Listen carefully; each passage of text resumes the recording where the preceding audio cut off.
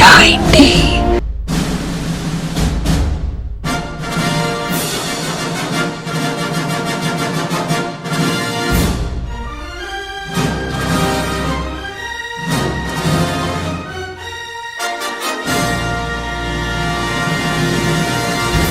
So let's finally wrap up the Ice Age review series for 20th Century Studios with the Ice Age Adventures of Buck Wild, which came out during time when after Disney bought Fox, they decided to make Disney Plus original movies about 20th Century Fox franchises like Cheaper by the Dozen, Home Alone, and Ice Age.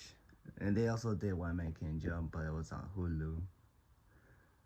But the most infamous one was Home Alone, but today we're talking about Buck Wild since of course Ice Age. Though technically it's more of a Disney movie than a 20th Century Studios movie, since 20th Century Studios was not anywhere in the logo, the opening, and it was just the Disney logo, which feels a little weird, honestly. That watching an Ice Age movie and the Disney logo pops in before the movie starts. And this is a movie that I was curious when I first saw the trailer because I really liked the character Buck, though I thought the animation looked weird.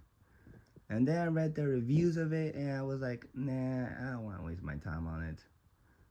But then when the 20th Century 9th Anniversary countdown, I'm trying to make the list, I feel like I had to include Buck Wild because why not?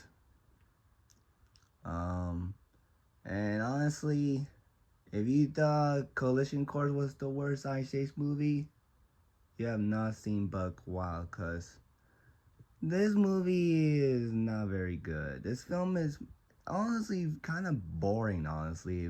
I barely laughed. There was two times that I got a chuckle out of it. One is where Buck makes an impression of Lefty, that was kind of funny. And also when the Raptors played dead at the end. That was actually gonna laugh at me for a bit. And I honestly think it's a little bit better than Megamind 2, where Megamind 2 was a pain to watch. Though Buck Wild was kind of boring. Though the animation, they're trying to put more effort in it than Peacock did with Megamind 2. But that's not saying much, because the animation on it is noticeably very cheap. It looks awkward. Like the first Ice Age movie didn't have great animation, but that was for justifiable reasons. This is a movie. Buck Wild is a movie that came out in 2022. That I heard was going to be a TV show, and it kind of shows it, honestly, because they could not get the rights to the voice actors, with the exception of Simon Pegg as Buck, who does a good job, though not in the same way, honestly, compared to to Ice Age 3 and Ice Age 5. Though he still trying to have as fun as he can in this movie, and I appreciate that. But some of the characters kind of look a little clunky at times, honestly. And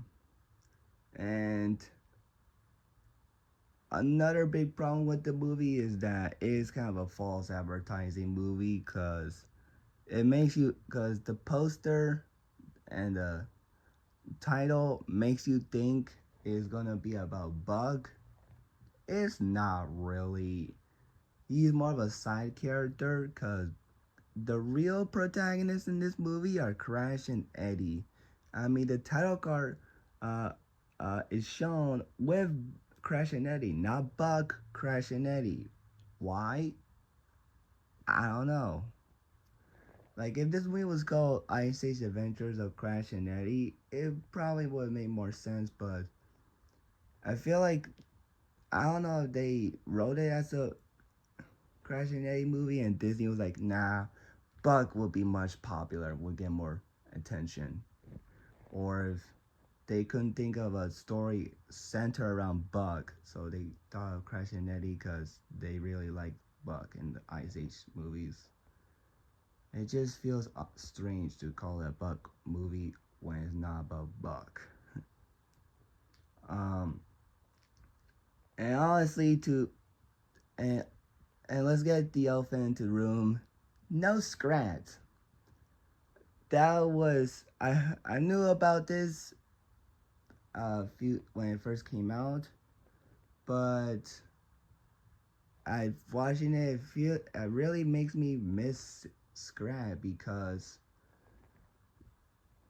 he was the like along to me Buck and Scrat are the best characters of the franchise, and sucks that Scrat didn't get a chance to be in the movie. Honestly, that's very sad. And also very strange that the female version of him that was in Ice Age 3 is not in the movie because she was stuck in the Lost World.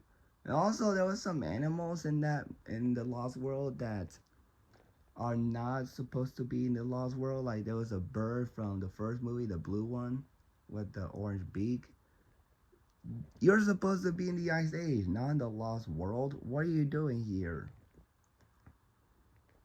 Doesn't make any sense. Um, and also there was a couple of characters that are not in the movie that were not addressed either. Like, where's Shira? Where is Peaches? I mean, she could be somewhere with Julian. And where's Rudy? I mean, he wasn't in Collision Course, but again, where is he? What happened to him? Mama Dinosaur's in the movie, but where's Rudy? He's still alive, and Buck seemed like uh, he kind of likes Rudy. If you saw the ending of Ice Age 3 and a bit of his cameo in Ice Age 4, that feels strange. Um, and also, this is a criticism. I don't know if that is necessary, but how can Orson can talk about the other dinosaurs can't? It's almost I this was a something that I didn't talk about in the Ice Age 5, but I don't understand how the dino birds were able to speak while the other dinosaurs can't talk. That doesn't make a lot of sense either. That feels very strange at all. That feels strange that they then let those other dinosaurs talk. Well, the evil main villain dinosaurs, except for Rudy, can't talk, are able to speak. That feels strange. And I thought Z was all right. New character addition. Apparently, she was apparently part of Buck's superhero team, which is honestly kind of a funny idea. Um, but she was fine, I guess. Um, and yeah, overall, Ice Age Adventures of Buck Wild is not a good movie. It's probably forgettable.